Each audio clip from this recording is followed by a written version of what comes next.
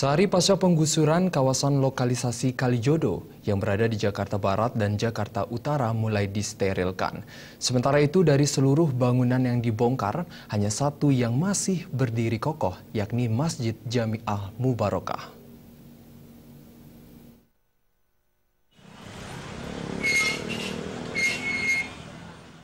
Beginilah suasana di kawasan Kalijodo yang berada di Jakarta Barat dan Jakarta Utara pasca pembongkaran di kawasan lokalisasi tersebut.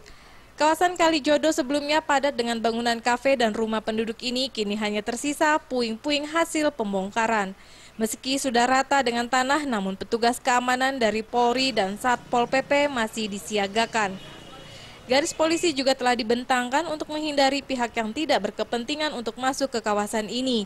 Namun untuk pemulung diperbolehkan masuk guna mengambil barang-barang sisa bongkaran.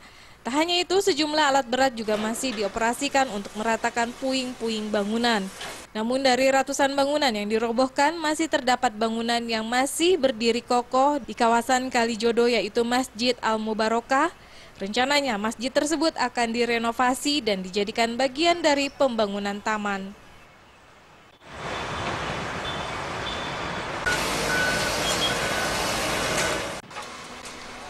Pembongkaran di kawasan Kalijodo ini terbilang cepat.